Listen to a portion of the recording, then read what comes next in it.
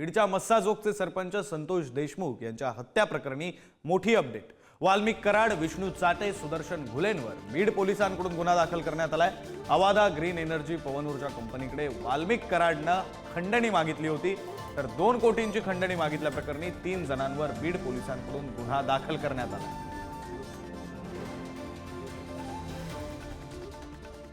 आमदार योगेश टिळेकरांच्या मामांची 72 वार करून हत्या करण्यात आली। काही दिवसांपूर्वीच हे अपहरण झालेलं होतं। हत्येनंतर पोलीस तपासात अनेक धक्कादायक खुलासे समोर येतात। सतीश वाघ यांच्यावर गाडीतच धारदार शस्त्रानं तब्बल 72 वेळा वार करून खून करण्यात आल्याची माहिती आहे। भाडे करूनच जीवे मारण्याची सुपारी अक्षय जवळकरला दिलेली होती। धक्कादायक अशी बातमी, 72 वार करून आमदार योगेश टिळेकर यांच्या मामांची हत्या करण्यात आलेली आहे। काही दिवसांपूर्वी त्यांचं अपहरण झालं होतं, त्यानंतर त्यांचा मृतदेह सापडलेला होता।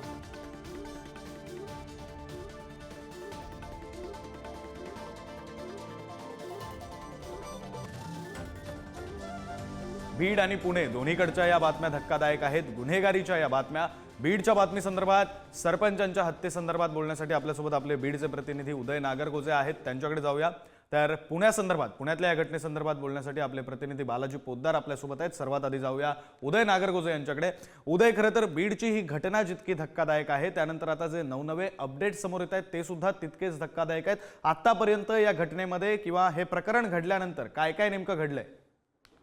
नक्कीच विक्रांत, आपण जर बघितलं तर पवन चक्कीच्या कार्यालयाच्या आवारात जी मारामारी झाली होती, त्या मारामारीच्या कारणावरून पुढे संतोष देशमुख यांचं अपहरण झालं आणि त्यांचा निर्गुण खून देखील करण्यात आला। यानंतर ग्रामस्थांनी रास्ता रोको आंदोलन करत यातील आरोपींच्या अटकेची मागणी केली होती। आता या प्रकरणातील 3 आरोपी अटक केले, तर त्यातल्या 2 आरोपींना 17 डिसेंबर पर्यंत पोलीस कोठडी सुनावण्यात आली आहे। एका आरोपीला आज कोर्टात हजर केलं जाणार आहे। तर दुसरीकडे आता याच कंपनीच्या अधिकाऱ्यांनी जी फिर्याद दिली आहे, त्या फिर्यादीमध्ये वाल्मिक कराड आणि विष्णू चाटे, वाल्मिक कराड हे जे आहेत ते धनंजय मुंडे यांचे निकटवर्ती आहेत, तर विष्णू चाटे जे आहेत ते राष्ट्रवादी काँग्रेसचे तालुका अध्यक्ष आहेत। यांच्यासह या खून प्रकरणातील जो आरोपी आहे सुदर्शन घुले, या तिघांवर याच कंपनीला 2 कोटी रुपयांची खंडणी मागितली दाखल झालाय। हा जो गुन्हा आहे तो घटना जी आहे ती 29 नोव्हेंबर रोजी घडली होती, परंतु हा जो अधिकारी आहे तो मानसिक तणावाखाली होता आणि त्याच्यामुळे मी आता उशिरा फिर्याद देत आहे असं या फिर्यादीत त्यांनी म्हटलंय।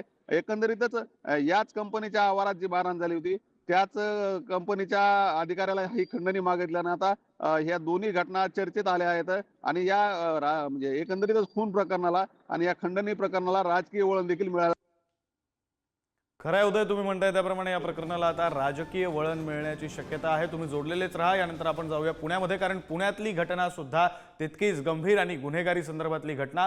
आमदार योगेश टिळेकर यांच्या मामांची हत्या करण्यात आली। त्यातली अपडेट अशी की 72 वार करून त्यांच्या मामांची हत्या करण्यात आली आहे। बालाजी पोद्दार आपल्यासोबत आहेत। बालाजी, काय नेमकं कारण होतं? भाडेकरूचा सहभाग असल्याचं समजतंय, मात्र 72 वार केले जावेत, इतकं नेमकं काय गंभीर घडलं होतं?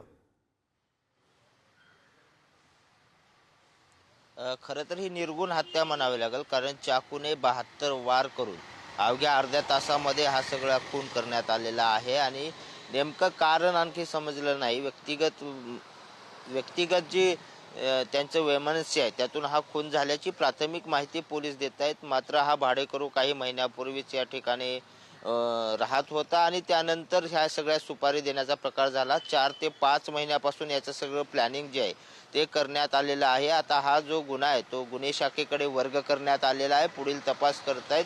मात्र 5 लाखाची सुपारी जी आहे ती या अक्षय जवळकर नावाच्या भाडेकरू व्यक्तीने दिलेली होती आणि त्यानंतर हा खून करण्यात आलेला आहे।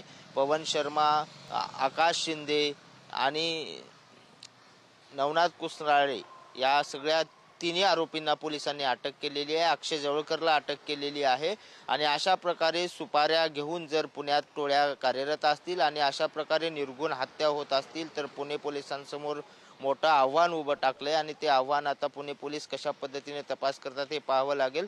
मात्र या हत्येने पुण्यात मात्र मोठी खळबळ उडाल्याचे आपल्याला पाहायला मिळते। विक्रांत, अगदी खरं आहे बालाजी, तुम्ही म्हणताय त्याप्रमाणे पुणे पोलिसांसमोर आव्हान आहे, तसंच ते बीडमधील पोलिसांसमोर सुद्धा असणार आहे। तुम्हाला दोघांचे धन्यवाद दिलेल्या या सविस्तर माहितीसाठी।